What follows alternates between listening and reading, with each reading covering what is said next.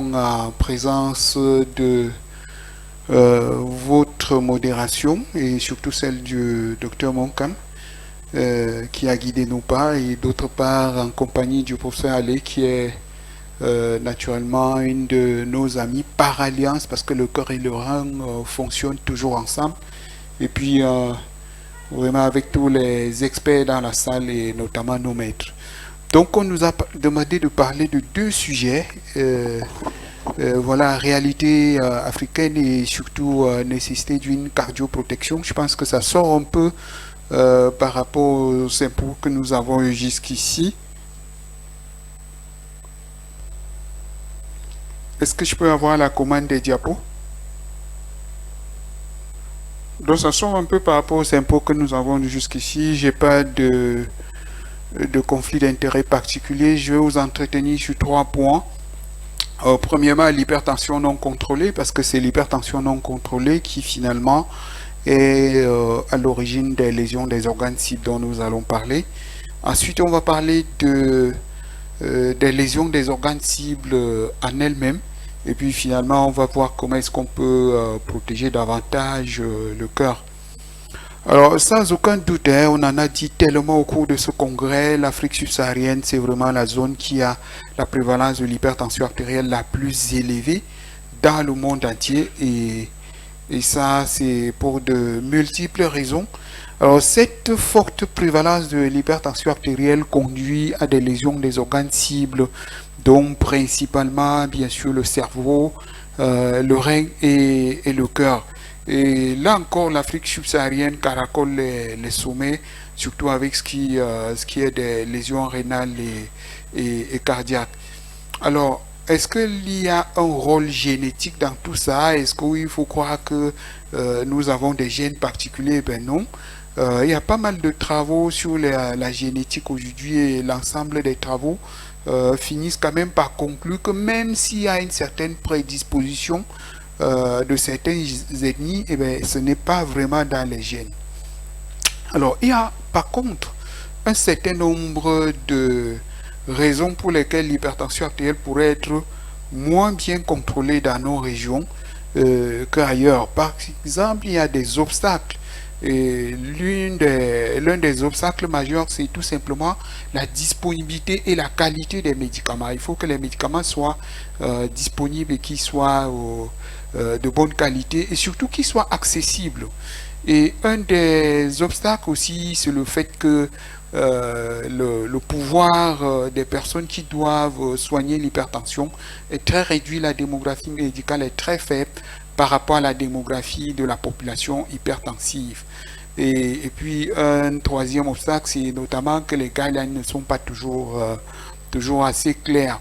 Alors, en parlant de la disponibilité des médicaments, nous avions fait ce travail il y a quelques années qui démontrait que c'est très facile dans une structure de soins de santé d'avoir accès à un médicament qui concerne le VIH ou la tuberculose. Mais si vous regardez les médicaments cardiovasculaires, eh l'accès est très réduit. Et ceci est également valable pour un tensiomètre. Vous allez dans une formation, vous pouvez facilement faire le test du VIH, mais si vous voulez vous faire prendre la tension artérielle, c'est pas tout à fait la même chose. Et donc pour toutes ces raisons-là, l'hypertension non contrôlée est très répandue et va conduire à des lésions des organes cibles. Lesquelles lésions des organes cibles nous intéressent principalement pour le cœur? Alors il y a divers mécanismes par lesquels le cœur va finir par être lésé. Ça peut être tout simplement au départ l'hypertrophie cellulaire, et puis plus tard l'hypertrophie tissulaire, et puis l'hypertrophie telle que nous la connaissons, qu'on va détecter que ce soit à l'ECG ou à l'échocardiographie. Parfois, ça peut passer par la dilatation ventriculaire, le volume d'abord, et puis ensuite on se retrouve avec une cardiomyopathie dilatée, ou alors ça peut être une atteinte des coronaires. Alors les mécanismes précis ne sont pas toujours aussi bien clairs, mais voilà à peu près sommairement ce qui peut se passer. Et on sait que chaque fois qu'il y a une hypertrophie, il faut faire très attention parce que ces patients-là vont avoir un pronostic défavorable par rapport aux patients qui n'ont pas d'hypertrophie ventriculaire gauche.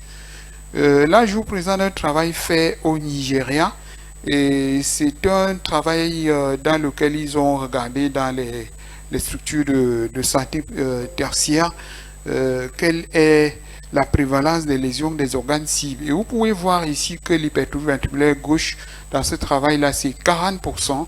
La maladie rénale chronique, c'est quasiment 30%. Les AVC, c'est quasiment 10%. Et puis, vous avez les atteintes rétiniennes et les AID qui viennent après. Donc, l'atteinte cardiaque est quand même assez fréquente et toujours dans un travail qui a été fait cette fois-ci au Cameroun. Je crois que la diapositive introductive a sauté. Un travail fait par Dr Nganou et collaborateurs, dont l'équipe du professeur Menanga à Yaoundé. Alors, dans ce travail-là, il démontrait que premièrement, la prévalence de l'hypertension artérielle non contrôlée est très importante. Les gens se présentent avec des tensions artérielles très élevées et en termes de lésion des organes cibles, une fois de plus, il y avait pas mal de personnes qui avaient déjà un AVC, voyez-vous, quasiment 50% au moment du diagnostic, une hypertrophie ventriculaire gauche dans 20% de cas. Il y a des arythmies, notamment la fibrillation auriculaire, chez un patient sur 5. Et là, je vous présente toujours notre travail fait au Nigeria qui dit encore une fois de plus ce que nous avons déjà dit, une bonne prévalence d'hypertrophie ventriculaire gauche, au moins un patient sur 3, une dilatation l'oreillette, donc il faut faire attention à l'oreillette, une dilatation l'oreillette 20%, et puis la fibrillation atriale quasiment un patient sur 6.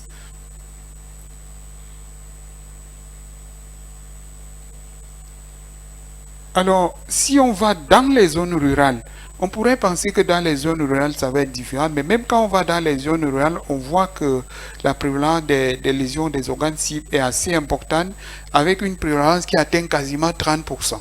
C'est-à-dire qu'un patient sur 3 qui vient, même en zone rurale, a déjà une lésion des organes cibles. Et donc, même quand on fait une revue systématique, on voit que c'est au moins un patient sur 5 qui se présente avec des lésions des organes cibles. Et c'est souvent le cœur et le rein.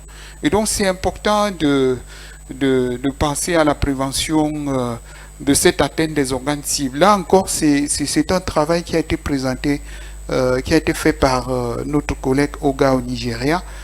C'est une revue narrative, mais même dans cette revue narrative-là, on voit que l'hypertrophie ventriculaire gauche est toujours présente.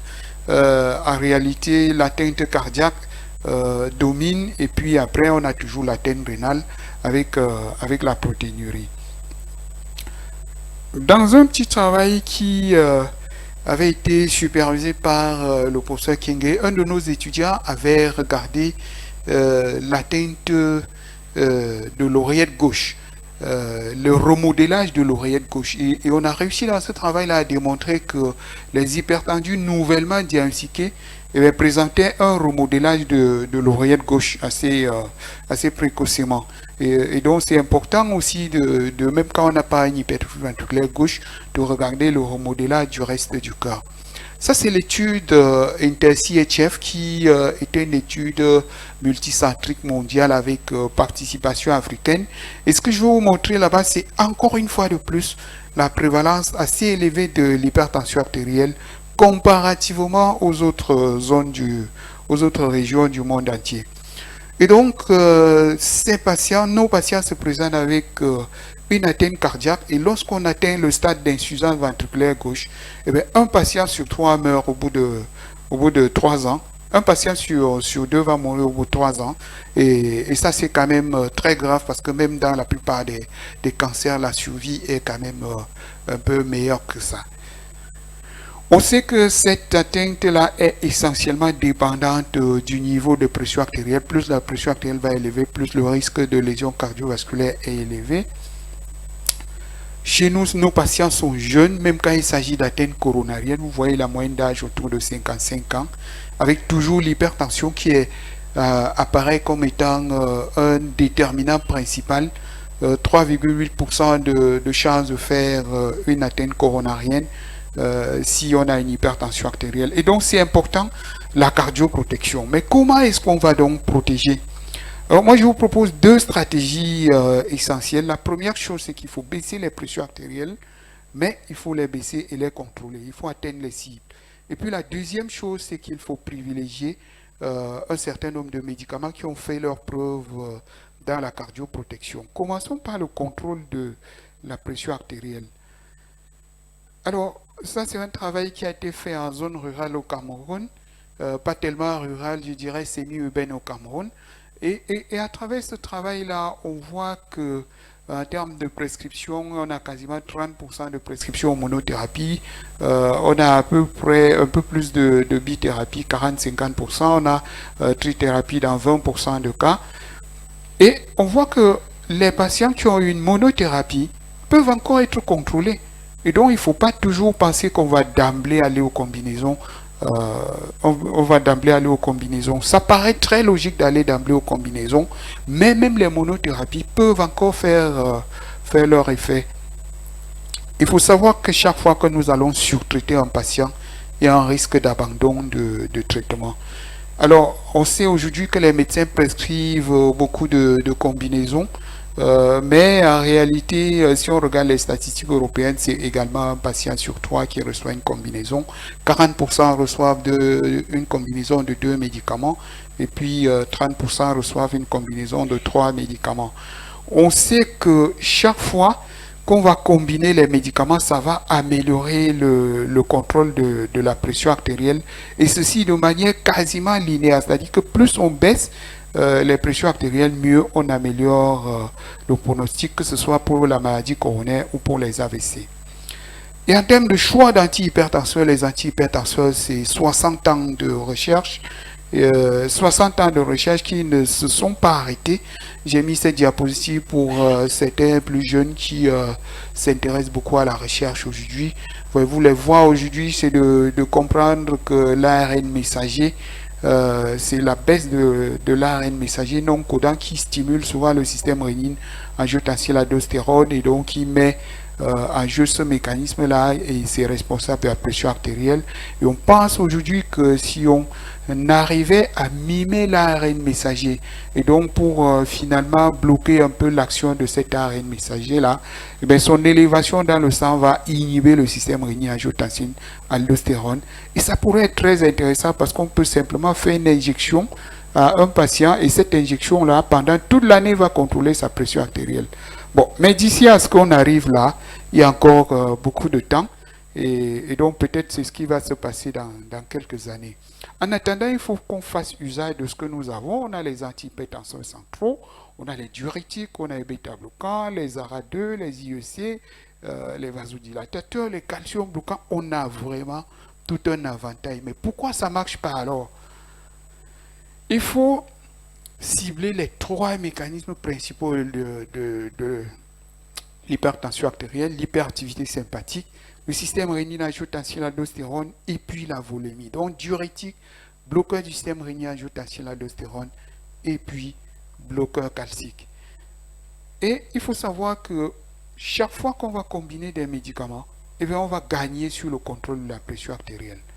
Donc c'est pour ça que les combinaisons ont toute leur efficacité, toute leur place, et tous les guidelines disent la même chose. Là, c'est les guidelines de la PASCAR. Là, vous avez les guidelines de la Société européenne de cardio. Il faut encourager autant que possible la prescription des combinaisons, même si on sait que la monothérapie a encore toute sa place. Là, c'est les guidelines de la Société internationale d'hypertension. C'est exactement la même recommandation. En parlant de combithérapie, on sait que l'amlodipine, c'est une molécule dont on ne peut pas s'en séparer aujourd'hui. À travers de multiples études, ça a démontré son efficacité tant en matière de baisse tensionnelle qu'également en matière de prévention des événements. Et aujourd'hui, l'une des études les plus récentes que vous connaissez, c'est l'étude Créole. On sait que l'hypertension va être vraiment à toutes les étapes du continuum cardiovasculaire, et donc c'est important de baisser la pression artérielle. L'autre mécanisme, ça va bien être de bloquer le système rénine-angiotensin-aldostérone, bloquer de manière à ce que l'ensemble des facteurs qui limitent le contrôle de la pression artérielle au niveau de l'individu, mais également certains facteurs exogènes aussi soient bien pris en compte, tout en sachant qu'il ne s'agit pas simplement de prescrire des comprimés, mais de soigner un individu. Et donc là, il faut prendre en considération l'ensemble des autres facteurs de risque, les lésions des organes cibles, le comportement même de l'individu. Et je voudrais dire qu'il y a quelques années, les recommandations disaient essentiellement que chez le sujet noir africain, il ne faut prescrire que d'emblée un diurétique. Et c'était assez évasif en termes de combinaison chez le sujet noir africain, s'il faut commencer par diurétique calcique, calcique diurétique, ou alors calcique bloqueur du système rénine-angiotensin-aldostérone, jusqu'à ce que le groupe de la PASCA décide de faire l'étude créole, qui, grâce à ces messieurs-là qui ont guidé les pas du groupe, et l'étude créole qui a été publiée dans le New England Journal of Medicine. Donc, 3 stratégies. La question étant de savoir est-ce qu'il faut faire amlodipine hydrochlorothiazide ou amlodipine périnopril ou périnopril hydrochlorothiazide. Donc, 3 groupes. Randomisation bien faite avec comme critère essentiel la baisse de la pression artérielle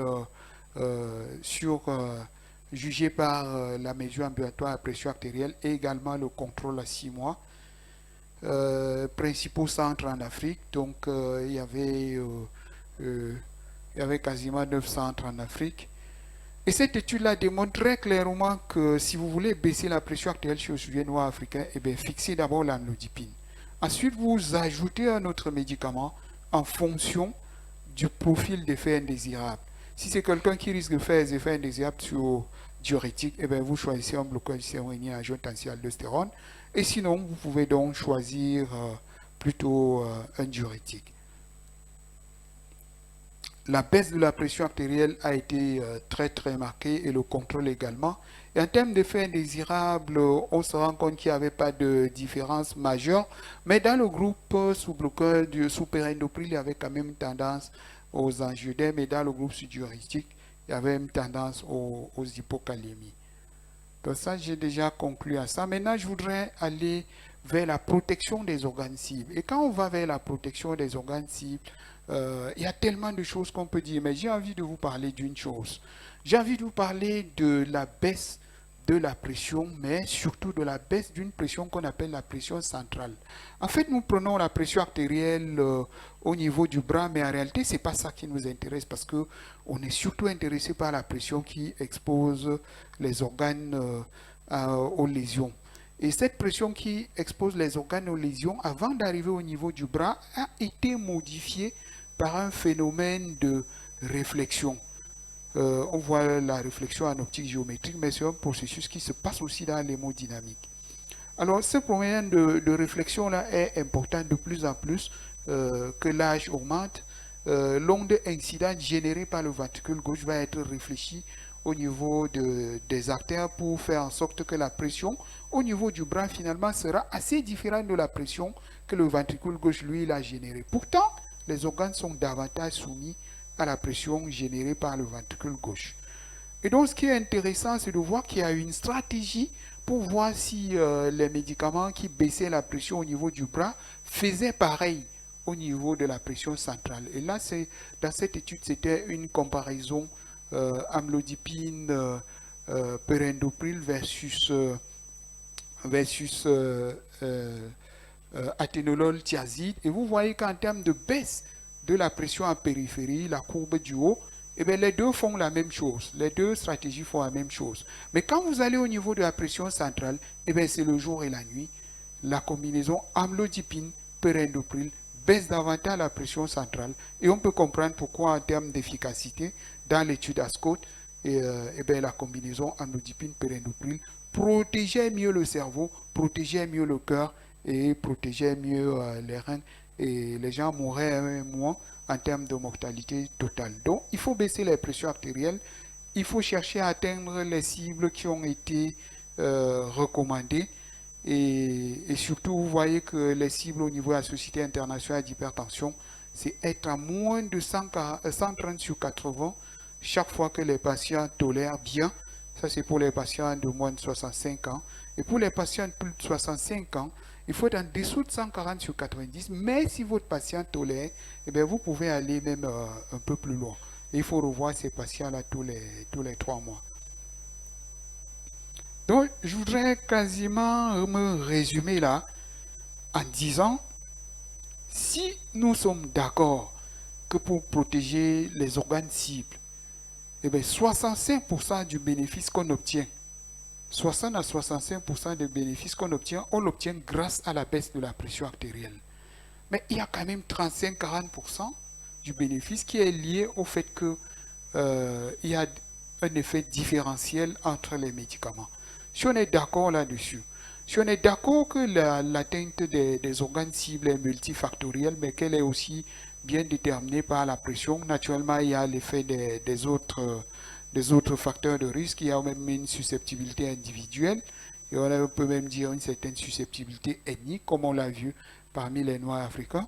Si on est aussi d'accord que les antihypertenseurs exercent des actions différentielles, non pas seulement en termes de pression artérielle, de baisse de la pression artérielle, comme on l'a vu, baisse de la pression en périphérie, mais différence dans la baisse au niveau central, et qui a également une différence dans la protection des organes cibles. Eh bien, je ne pense pas, je crois que vous êtes d'accord avec moi, que les antihypertenseurs ne peuvent être considérés comme étant tous égaux, et qu'à ce moment-là, il faut donner un privilège aux antihypertenseurs qui non seulement baissent la pression en périphérie, mais qui peuvent aussi avoir un effet au niveau central et surtout qui protègent les organes cibles. Et j'ai envie de dire qui protègent le cœur. Il faut également penser à ce que nos malades ne partent pas au gazon, parce que quand ils partent au gazon, ils vont trouver des médicaments qui ne sont pas de bonne qualité et donc par conséquent, l'hypertension va rester incontrôlée. Et c'est pour ça que la PASCA insiste énormément sur la nécessité de faire en sorte que les gens aient accès aux bons médicaments et qu'ils aient accès à ce médicament-là, soit par la couverture sanitaire universelle, soit par d'autres mécanismes. Donc ça nous permet de conclure sur 3 points en disant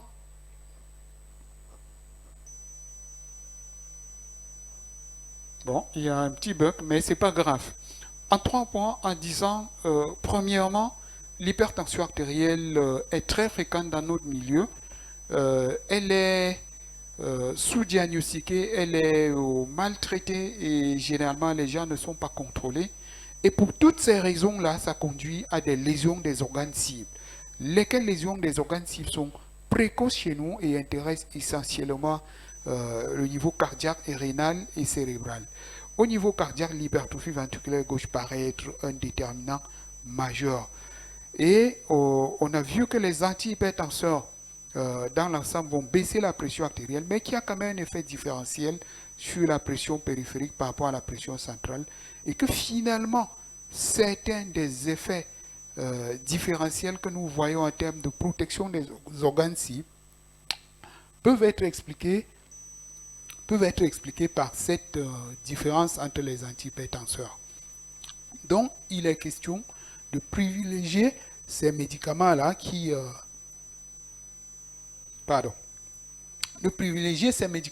non seulement ont une baisse de la pression artérielle au niveau périphérique, mais également au niveau central, et qui protègent les organes cibles.